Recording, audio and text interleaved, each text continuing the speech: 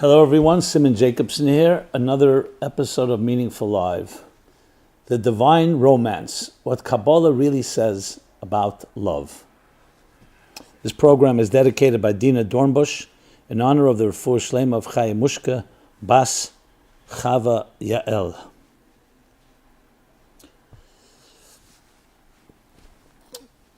I want to share with you two, we'll call it models of how we understand love.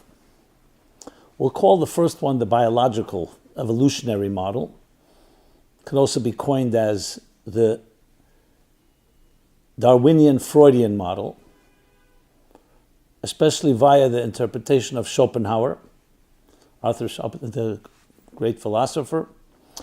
And the second model, we'll call it the transcendent love, the biblical model of love. And hence the divine romance. I'm not quoting it verbatim, but more or less, the theory goes like this, and this is probably the more prevalent one, that everything is driven by the rule of survival of the fittest. That the most important thing for every species is perpetuation of the species. So nature, in its own way, evolved to make sure that there will be a breeding, which means a mating between male and female, and thus sexual attraction and love is part of that process to get male and female to join, to give birth to the next generation. This is true both in the animal kingdom, even in the plant kingdom in a way, cross-pollination, and also in the human. Schopenhauer takes it to the extreme, where he says the entire concept of romantic love and all the sensuality connected to it is really just an evolutionary error, where humans evolved to the point that they wanted to give it more significance than it deserves. But it really comes down to a mechanical thing, like it is by animals. Breeding, the whole idea of courtship, going on a date, going to a museum, everything that comes into the area of two people meeting each other and turning it into a romantic fantasy, he says is just false. It comes down to simply nature convincing people they need to meet with each other and breed. But as I said, for humans, it mutated to the point that they turned it into a whole industry. Flowers, wine, restaurants, etc.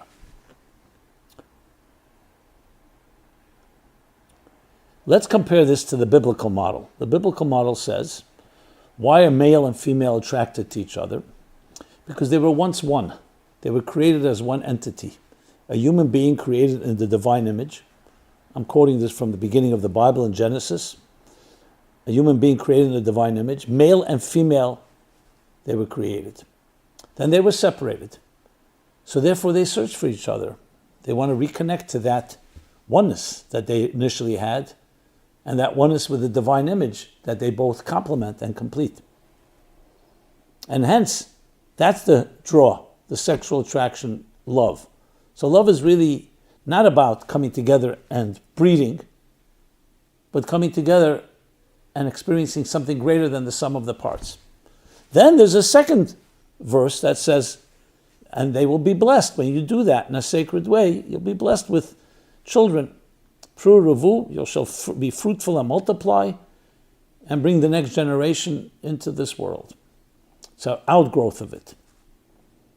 Now, I'm not here to prove one or the other, but frankly, you tell me which one is a more romantic one. The first is really a utilitarian need, all about survival of the fittest. All about survival and perpetuation of the species. And anything sublime or romantic infused in it is either an accident or just an incidental. Whereas in the second model, it's all about transcendence. It's a selfless love. It's not a love as a need, it's a love as giving. What am I giving? And how I grow through the other person. And the other person is not just an extension of me. I use the term Darwinian Freudian because in social Darwinism, the idea of or in the words of Richard Dawkins, the selfish gene. The gene itself is selfish. Everything is about me, me, me. But for me to be complete, I need another. And therefore love is an extension of me through another. In Freud, the Freudian thought, the id, especially the pleasure principle, especially in a sexual level, is the driving force. Then you have an ego and superego that impose themselves to create some order. In the biblical version, it all begins with the soul, soulmates. It begins not with an extension of myself. On the contrary, the other person brings me a level of transcendence to reconnect to a greater whole, to reconnect to a divine image greater than myself. I remember once counseling a couple having issues with complicated issues. And I asked them what they have done about it, and they said, well, they've gone to different therapy. Most of them haven't worked. The only thing that I asked, did anything work? Yes. There was one therapist who had them both make lists. Each should list their needs in order of priority, number them in order of priority, my needs. And then a second column, does my spouse satisfy those needs? And also order that in numbered order and priority, like which ones are satisfied most, which are least. And then he asked them to both compare notes. And they were surprised by some of the things that were so important to her or to him, the other one did not know, and how little or they did for that particular need. So it gave them an awareness of the other person, and the therapist suggested, why don't you now go back home and in your daily life, try to look at these lists and see how you can improve and get the things that are really important to your spouse, that you should be able to be more invested and more involved in them. And of course told them also that, listen, not everything that's a priority. Sometimes you have to also know to overlook certain things. So I said, how did that work? They said, well, in the beginning it was good, but then it got so complicated. I kept running to my list. It was on my desk, on my refrigerator. Oh, I forgot that this was a priority. It became like so technical that it lost all meaning to it. So I said, I want to add another list. They said, we have enough of lists. I said, another list. Very different. What do you bring to the relationship? Not what your needs are and what you're getting and how much you're getting. What are you bringing to the relationship? What do you give, not just take? And that changed things because it forces you to start thinking differently.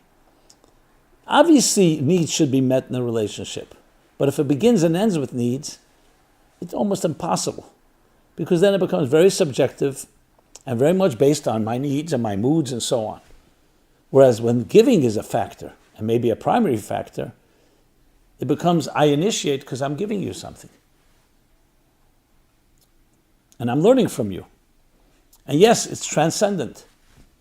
So love ultimately is a transcendent experience where, using now the words of the Tanya from Rabbi Shneur Zalman of Liadi, whose birthday is this week, where he says that the essence of healthy love is where spirit dominates over matter.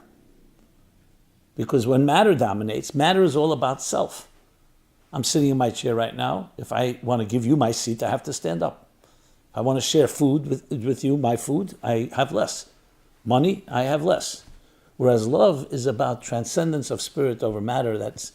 We can both be in two different seats. We can be millions of miles apart, but our souls are connected. We're not defined by our material time and space. There's something transcendent, something beyond yourself. And indeed, that's why in the Jewish tradition, a canopy, marriage canopy, is above the heads of both bride and groom to show there's something greater than both of them, a third invisible partner. And that is indeed the true meaning and the true significance of love according to the Kabbalah and mysticism. It's about transcendence. And then needs are met. They're met as a result of the transcendence. Children are born as a result of the transcendence. That's the true meaning of love. And again, I'm not here to prove anything. Compare the two. Think about it. Much more can be said about it, of course. It's a big topic. More books have been written, more poems and songs on love than any other topic. If you want to read more on this, please check us out at meaningfullife.com or simonjacobson.ai. Please subscribe to our offerings, to our YouTube channel, and of course share if this was meaningful to you. And finally, I'd love to hear your thoughts, your comments, your suggestions, your rebuttals, anything that you'd like to share. This has been Simon Jacobson, Meaningful Life, the Meaningful Life Center, meaningfullife.com. Thank you so much. Be well and bring love into this world. Transcendent love.